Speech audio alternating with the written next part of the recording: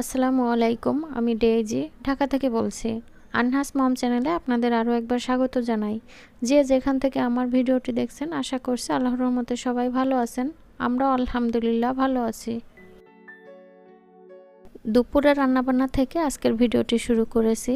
এখানে মুরগির মাংস রান্না করছি আর এই যে পিঠা, এই পিঠাটা হচ্ছে আমাদের খুলনা বাগেরহাটের একটা ঐতিহ্যবাহী পিঠা বললে চলে। যেমন চিতই পিঠার মাংস, আর এটা হচ্ছে একটা সিয়াই পিঠা, মেশিন দিয়ে বানানো হয় সেই পিঠা আর মাংস দিয়ে আমরা আমাদের দেশে খাওয়া হয়, খেতে খুব ভালোই লাগে। তবে পিঠাটা আলিফ যখন অসুস্থ ছিল ওই সময় ওর দাদু হচ্ছে দেশের বাড়ি থেকে বানিয়ে তারপরে পাঠিয়েছিল। তো ও খেতে পারছিল না ওই সময়, আর পিঠাগুলো আমরা ওইভাবে খাইনি, ডিপেই রেখে দিয়েছিলাম। পিঠাগুলো হচ্ছে অনেক বড় হয়, নুডলসের মতো লম্বা লম্বা।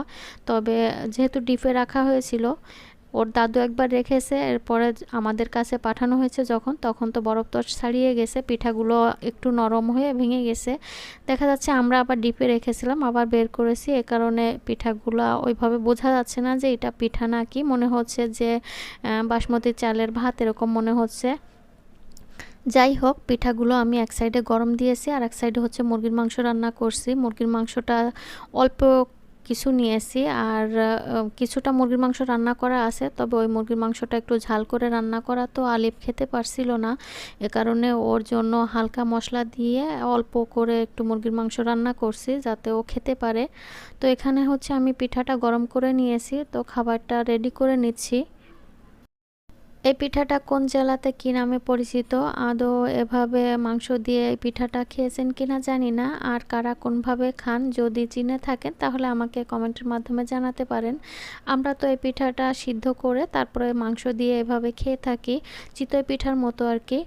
আর এটা হচ্ছে কয়েকদিন আগে 2-3 দিন একটানা যে বৃষ্টিটা হয়েছিল সেই বৃষ্টিটার একটু ভিডিও করেছিলাম। বৃষ্টিটা হওয়ার মাঝে একটা পাখি এসে দাঁড়িয়েছিল ডিশের তারের উপরে, তো ওটা হচ্ছে একটা টিয়া পাখি।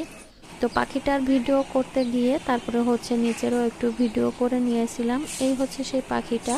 পাখিটা আসলে ওইভাবে বোঝা যাচ্ছে না, আমি চেষ্টা করেছিলাম যে কাছে এনে একটু ভালো করে দেখানোর জন্য, তো অনেকটা দূরে ছিল যে কারণে ওইভাবে আসলে বোঝাতে পারিনি। তবে এটা একটা টিয়া পাখি ছিল। পাখিটার ভিডিও করতে করতে পাখিটা হঠাৎ করে উড়ে চলে গেছিল।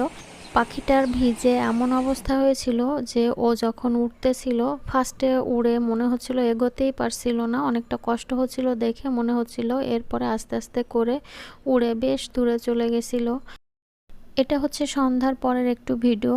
আনহা বাসায় সবসময় যে কাপড়গুলো ব্যবহার করে সেই কাপড়গুলো ধুয়ে, যেহেতু বৃষ্টি বাইরে, তো ভিতরে রশি দিয়ে তারপরে হচ্ছে ভিতরে দিয়েছি শুকানোর জন্য। ওকে হচ্ছে আমি পাতলা সুতি যে কাপড়গুলো আছে সেই কাপড় দিয়েই হচ্ছে এই ফ্রকগুলো বানিয়ে দেই।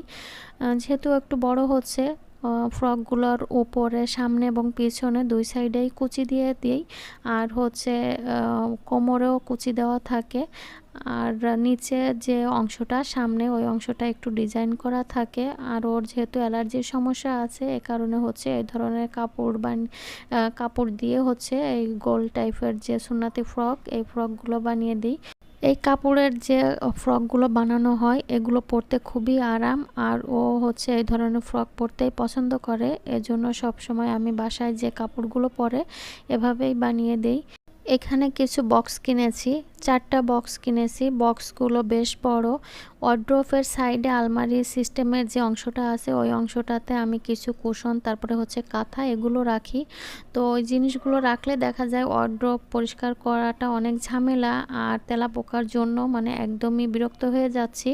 যতই পরিষ্কার করি না কেন তেলাপোকা ওর ভিতর ঢুকবেই, এ কারণে এই বক্সগুলো কিনে নিয়েছি ওই জিনিসগুলো এর ভিতরে গুছিয়ে রাখার জন্য। বক্সগুলোকে আনার পরে আমি ধুয়ে তারপর হচ্ছে শুকিয়ে নিয়েছি, এরপরে একটু শুকনা কাপড় দিয়ে মুছে নিলাম। এখানে আমি 2টা বক্স নিয়েছি, আগে 2টা বক্স গুছিয়ে নিব, তারপর হচ্ছে বাকি 2টা গুছিয়ে নিব। তো বক্সের পিছনে কিন্তু চাকা সিস্টেম করা আছে ট্রলি ব্যাগের মতো। এই বক্সগুলো ভরার পরে যে উঠিয়ে এক জায়গা থেকে আর এক জায়গা নিতে আনতে অনেকটা কষ্ট হবে, এ কারণে দেখা যাচ্ছে এই চাকাগুলো দেওয়ার কারণে বক্সগুলো যদি টেনে আনা হয় তাহলে কিন্তু ইজিভাবেই চলে আসে, ওইটাকে উঁচু করে নিয়ে আনা করতে হয় না, কষ্টও হয় না। তো আমি ওয়ারড্রোবে যে জিনিসগুলো রেখেছিলাম এই জিনিসগুলো এক এক করে বের করে নিচ্ছি বক্সে গুছিয়ে রাখার জন্য।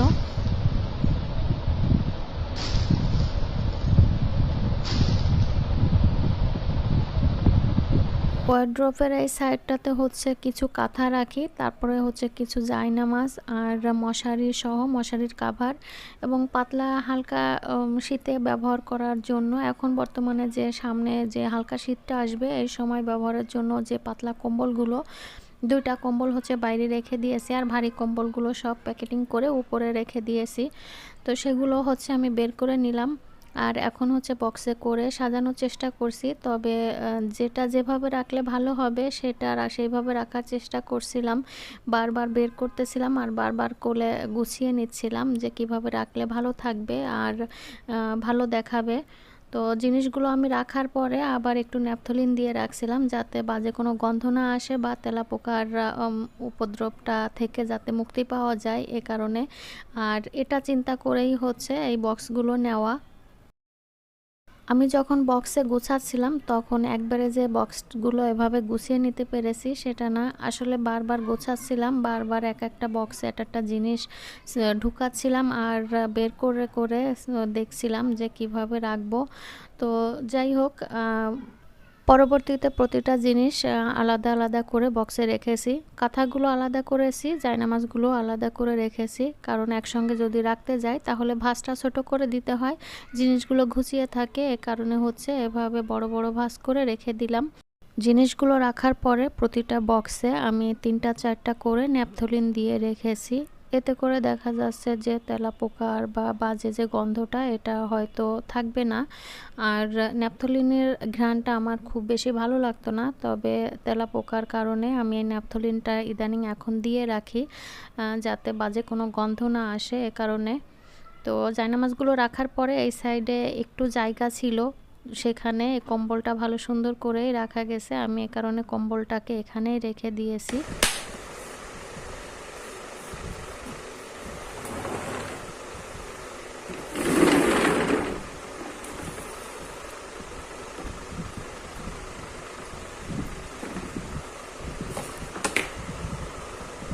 এর মাঝে আমি কুশনগুলো একটা বক্সে রেখেছি আর এখানে যে বক্সটা গোছাচ্ছি এটাতে হচ্ছে সব মশারিগুলো রাখছি। এগুলো হচ্ছে সব মশারি আমার বেডরুমের, আলিফের বেডরুমের, আনহার বেডরুমের, আর এছাড়া 2টা মশারি এক্সট্রাও রেখে দিয়েছে আমি বাসায় যাতে গেস্ট আসলে মশারির কোনো সমস্যা না হয়। বিশেষ করে শীতের সময় কিন্তু মশারি ছাড়া একদমই ঘুমানো যায় না।